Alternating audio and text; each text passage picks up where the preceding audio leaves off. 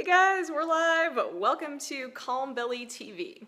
Today I am going to talk about how to deal with IBS-D, the big D, okay?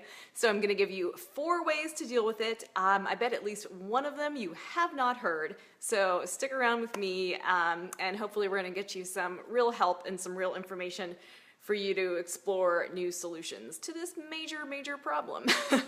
Okay, so I am Julie O'Hara and my website is calmbellykitchen.com. I'm a health coach who specializes in helping women manage IBS with diet. So that's me. You might be coming over here from my Facebook group, Calm Belly Kitchen Crew, so if you are, welcome. Feel free to comment during this chat. It's always a casual chat here on Calm Belly TV. But I also save time at the end to answer any of your FODMAP questions. All right, so I am gonna grab my notes, because I don't have everything in my head. I know it's amazing, but I definitely need notes for these presentations. Okay, so if you're watching live, thanks so much for joining. Feel free to say hi. And if you're watching the replay, I appreciate it. You can always leave a question and tag me below in the comments. Okay. So, 4 ways to deal with IBS-D. Now, I'm talking primarily about people who have diarrhea as their primary IBS symptom. And I know a lot of us are going to alternate from constipation to diarrhea, and that might be your main symptom. But this is to help people who have kind of chronic regular diarrhea and you're having a problem really getting a handle on it and getting it under control. Hi Marge, good to see you. Thanks for saying hi. I had a problem with seeing my comments on these videos a while back. It was like the app, I just had to reinstall the app, so I'm always nervous now, so I'm glad you left a comment. Okay, so the first way that you can approach dealing with IBS-D is really, it's the low FODMAP diet. So let me explain what I mean. Okay, the FODMAP diet should be your first treatment, your first line of defense against diarrhea. And if you saw last week's episode where I talked about how to deal with constipation, I explained that the low FODMAP diet is kind of the first line of defense, and it can make a huge difference in those symptoms, both constipation or diarrhea, either one. But sometimes it's not going to be enough to take care of the whole problem. It might not be 100%. It might be for a lot of people. I was actually talking to a past client who said she used to take 3 Imodium a day to get through a work day, and after just going through the low FODMAP diet, she doesn't need it anymore. So oftentimes the low FODMAP diet will help, but sometimes you need other tactics. But first, let's make sure you've got the low FODMAP diet just locked down. So my tips for that. What you really want to do is make sure that there are no FODMAPs sneaking into any of your meals. So read those ingredient labels, especially with processed and prepared foods. Kind of review all the information. There's a ton of stuff on my website and in these videos. Make sure that you're really eating the right stuff, because it's not that simple, right? You know this, right? It takes time to figure out the foods you're supposed to eat, to find snack foods, to learn how to usually order the right stuff at restaurants. It's a lot to learn, so kind of go back in and make sure you're not missing any sneaky FODMAPs. The other thing you want to do is to regularly check the Monash app to make sure you're eating the right serving sizes. So even when you're eating fruits and vegetables that are low FODMAP, sometimes you have to keep the serving size at a certain level to keep the FODMAP content low, so double check on that stuff. And then the third thing you want to do is, if you're unsure about what you're eating, because as I just explained, there's so much that goes into this. So if you're unsure that you're eating the right stuff, get help from an expert, whether that's a doctor, a dietitian, a health coach, a program like I have. I have the Flat Belly Kitchen program where it guides you through doing the elimination phase step by step, so you always get answers and you know you're eating the right stuff. So get expert help if you're not sure you're really acing the FODMAP diet, because it's a lot. It's a lot. You don't have time to go get a degree in nutrition and learn every little thing about FODMAPs. So sometimes you do need an expert to help you. So that was the first way to deal with diarrhea, is to really make sure you are acing the FODMAP diet, looking for those sneaky FODMAPs.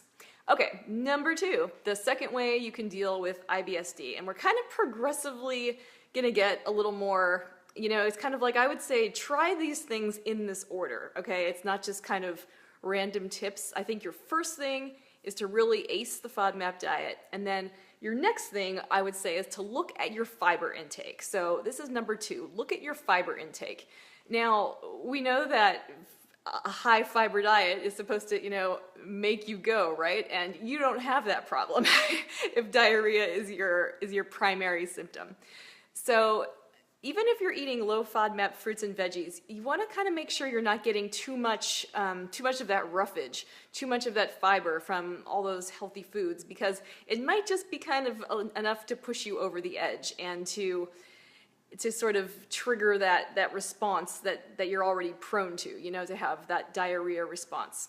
So I would look at that. I would also look at the grains you're eating. So for example, if you eat brown rice all the time, which it's great, you know, brown rice is really healthy, but you might consider switching to white rice and see if that helps, you know, kind of reducing that fiber a little bit. If you eat oatmeal every day for breakfast, you might try eating it every other day, so you're not getting such an influx of fiber in your diet. So that's what I would look at, and that's a really easy tweak, just to see if that makes a big difference on the frequency of the diarrhea, on the urgency. That could really make a difference. All right. I really did a good job with my notes today, so I'm like checking to make sure I don't leave anything out, because I laid this out for you guys. I'm kind of excited to present this one.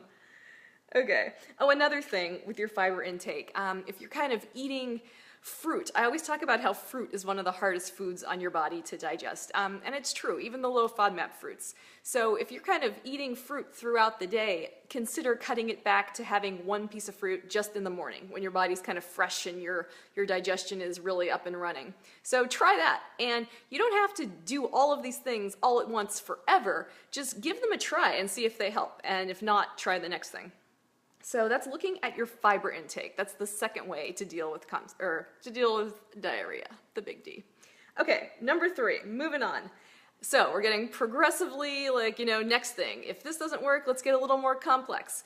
So the next thing, number 3, is to focus on soluble fiber. So a quick review, 2 types of fiber. Insoluble fiber is the kind that pushes the stools through your bowels, okay? We are getting so into it today. So that's what insoluble fiber does, and it's found in the skins of fruits and vegetables and in whole grains, so the outer bran layer of whole grains like oats and rice. So that's insoluble. Soluble fiber forms kind of a gel inside your digestive tract, and its purpose is to really regulate bowel function. So not only does it help the bowels form consistently, so it's not overly hard, it's not overly runny, it helps it to move consistently, so there's not that regular, you know, sense of urgency where you're panicking and running to the bathroom. So that's what soluble fiber tends to do, is meant to do. That's how it functions. So that's the fiber you want to focus on. And the thing is that most foods contain both types of fiber, and that's fine. It's not like you need to try to get rid of all the insoluble fiber from your diet. It would be very hard to do. But you might consider a soluble fiber supplement, and the one that I know, the one that a lot of clients that I've worked with have raved about, is Heather's Acacia Fiber. So you can get it on Amazon, it's not expensive. I'll put a link to it under this video. But you've probably heard people talk about it on Facebook. It's all soluble fiber. So that might just be the little extra boost that your body needs. So that's something to consider there. Number 4. Okay, let's recap real quick. So to deal with diarrhea, first thing, ace the FODMAP diet. Make sure you're not, you know, getting the serving sizes off, or sneaky FODMAPs aren't getting in your way. Number 2 is to make sure your overall intake of fiber isn't too high, and maybe play around with that. Number 3 is to focus on getting more soluble fiber. And now for number 4. So now we're getting to the more complex, kind of like not sort of last ditch effort, but yeah, this is something a little more wild and crazy. And number 4 is try or consider trying the specific carbohydrate diet. So this is the diet, it's referred to as the SCD diet, specific carbohydrate diet. And if you might have seen the book that kind of like the creators of the diet wrote a book called Breaking the Vicious Cycle, and it's, you know, it's a bestseller, so maybe you've seen that. But what this diet is it was designed to treat all different forms of bowel disorders. So from celiac to Crohn's to chronic diarrhea. So it's kind of meant to help with a variety of things. So what it really is a more restrictive version of the FODMAP diet. So they're getting rid of all those fermentable carbohydrates as well as anything that's kind of from the modern diet. So there are no grains on the SCD diet. It's a lot like paleo, if you're familiar with that. So they only want you eating foods that like the cavemen would have eaten. So now we're getting a little complicated, but it's more restrictive than FODMAP, but the idea is to take away any of the carbohydrates that can feed the bad bacteria in your gut, in your intestines. And the theory is that it's the bad bacteria that's causing these digestive disorders, and we're going to starve that bad bacteria so that, you know, you can start to heal your gut. That's the idea behind the specific carbohydrate diet. It's also frequently used as a treatment for SIBO. Sometimes it's combined with other diets, or it's like a hybrid, but that same idea is kind of at play. So that's something to consider. And I mean, you could also consider doing a SIBO test. These diets are hard and they're extreme, so this is something where I wouldn't just attempt it without talking to a doctor about it, talking to an expert about it, and getting some help with it, because this diet, if you think FODMAP's hard, this one's harder. But it has a lot of research behind it, and I'm going to put a link to the website from the creators of the diet, and there's a lot of really good information. It tells you how to get started, it tells you really how the diet works. So that's sort of the last resort. After you've gone through the first three things, I would say just look at it and see if it's something that you think would work for you, get some help, talk to a doctor before you make these drastic changes. Okay, so does anyone have any questions? Thanks guys for hopping on live, I really appreciate it. I know it's harder to find the video over on this page, but it's better, and I can add captions, you know, the next day when I re-upload it, and it's all this like Facebook behind the scenes stuff, and it gives me statistics and stuff like that. So yeah, if you have any questions, put it in there. And it's also open for just general FODMAP questions.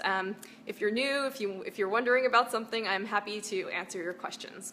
And right now, I'm just going to recap. Or actually, did I have something else? Like I said, my notes are incredibly comprehensive today, guys. Well, just the extra bonus tip, I guess, would be if you are someone who's dealing with chronic diarrhea, just know that you can try these other things. There are more strategies to try, and if none of this is working for you, maybe something else is going on. Maybe go back and do some more exploring and talk to a doctor. It's not fun. It's not easy to deal with. So don't give up, basically. Don't give up, and drink a lot of water, because if you're dehydrated, which you know can happen with chronic diarrhea symptoms, it's going to sap your energy and it's going to make your digestion work even harder, so that just leads to more symptoms. So drink your water, have like lemon water, cucumber water. All right, guys, questions? Put them in the comments and I will see them on my screen, and I'm going to recap. Okay.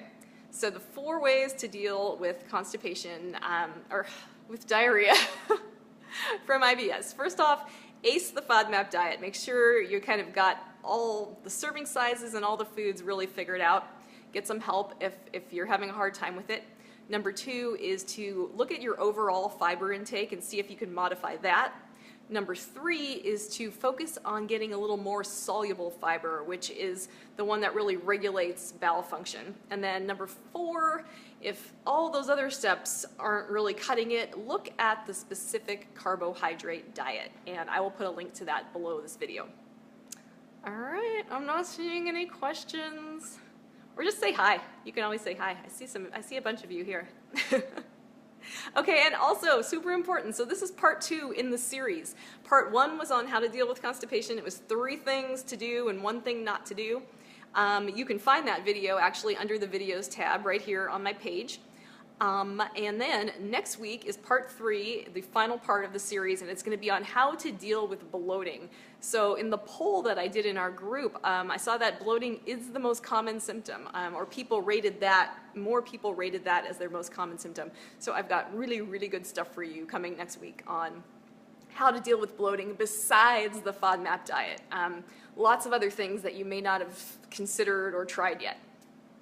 Okay guys, I'm not seeing any comments, so thank you so much for watching. Thank you if you're watching the replay, and I will be back with more Calm Belly TV on Wednesday next week. All right, bye.